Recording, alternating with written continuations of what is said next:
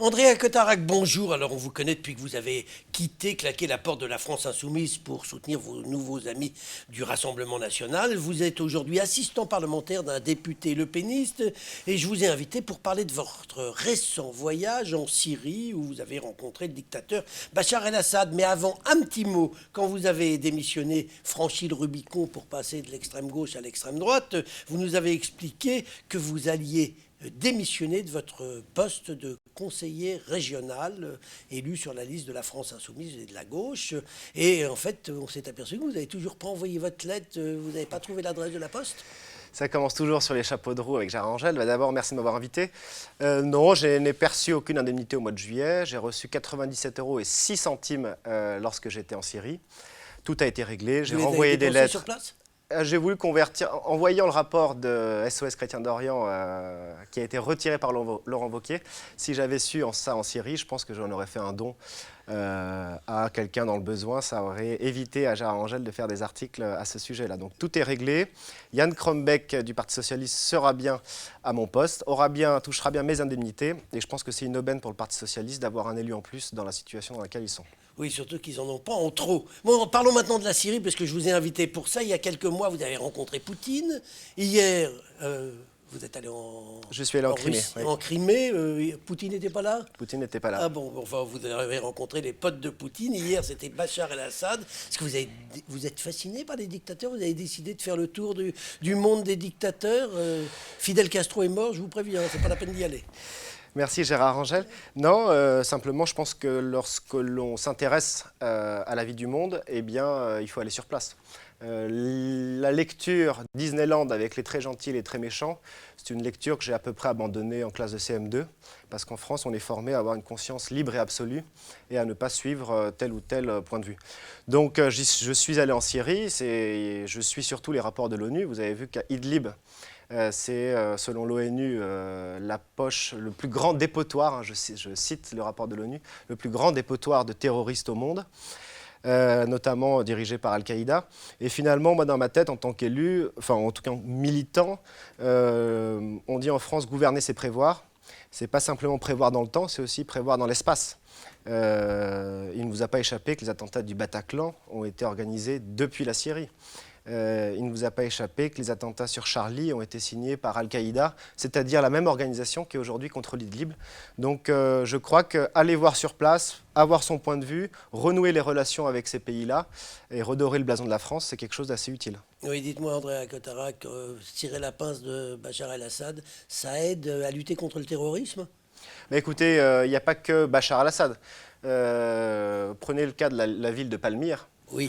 Daesh a détruit des sites archéologiques, non pas patrimoine de Bachar el-Assad ou de la Syrie, patrimoine commun de l'humanité, c'est-à-dire que ça nous concerne là encore une fois.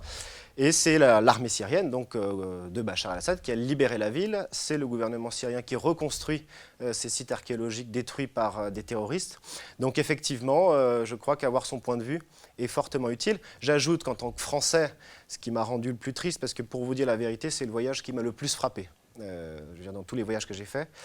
Quand vous dites frappé, c'est pas vous n'avez pas été frappé par les sbires du dictateur. Si vous voulez, on avait une partie dans le protocole où on a vu les autorités, et puis on avait aussi une partie hors protocole qui m'a permis de me promener avec des amis syriens à gauche et à droite pour voir ce qui se passait, pour voir un peuple cultivé, carrefour des civilisations, très francophone, très francophile, mais qui a subi le chaos.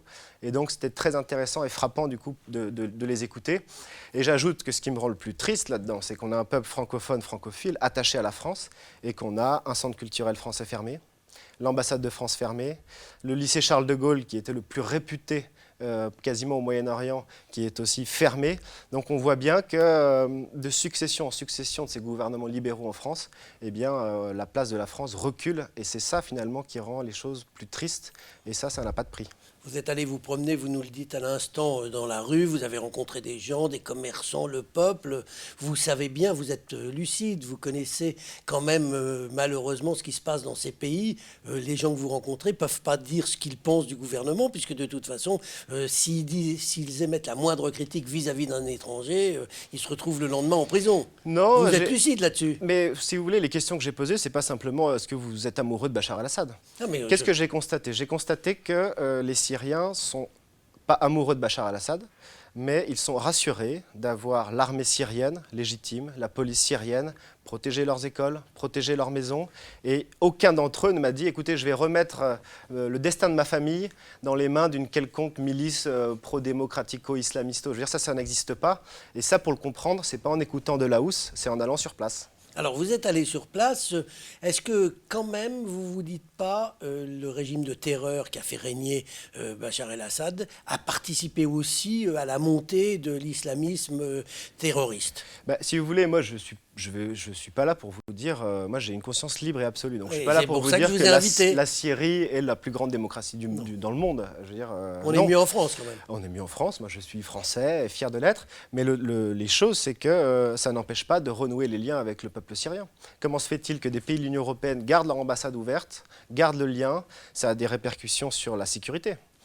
Seuls les services de renseignement syriens de Bachar el-Assad connaissent le profil, le nom des Français, notamment, qui sont à Daesh. On peut espérer quand même qu'il y a quand même, bien qu'il n'y ait plus de relations diplomatiques, qu'il y ait des échanges entre nos services secrets. Malheureusement, non. Malheureusement, non. On a des échanges avec l'Espagne, par exemple, qui garde un bureau, avec des ambassades qui restent ouvertes, comme la Roumanie, la Bulgarie, qui sont membres de l'Union européenne. Mais avec la France, les relations sont exécrables. Je vous rappelle quand même que du temps de Laurent Fabius, il expliquait que Al-Nosra, c'est-à-dire Al-Qaïda, faisait du bon boulot. Ça, c'est sa conception des choses, c'est pas la mienne. Souvenez-vous d'Elisabeth Guigou, députée socialiste, qui nous expliquait il y a plusieurs années que Bachar el-Assad allait tomber dans 10 jours. Où est Bachar el-Assad? Où est Elisabeth Guigou? Vous devriez l'inviter pour qu'elle puisse commenter ses pronostics et ses analyses. Je pense que ces gouvernements-là se sont totalement trompés et que la France perd de sa splendeur au Moyen-Orient. C'est ça le plus dommageable. Avant de nous quitter, vous avez évoqué tout à l'heure votre voyage en Crimée. On a l'impression que la France est en train de normaliser ses relations avec la Russie. C'est une bonne chose? C'est une bonne chose. La Russie n'est pas un ennemi, c'est un partenaire. Vous savez, je suis allé en Russie au moment des sanctions. Je suis allé dans le Donbass. Je suis allé à Téhéran, en Iran, au moment où Donald Trump se retirait de l'accord du nucléaire, qui était un accord plutôt stable. Donc, il faut aller sur le terrain pour se faire son propre point de vue. Et mon point de vue, c'est que la France perd du terrain à mesure que nos gouvernements libéraux avancent.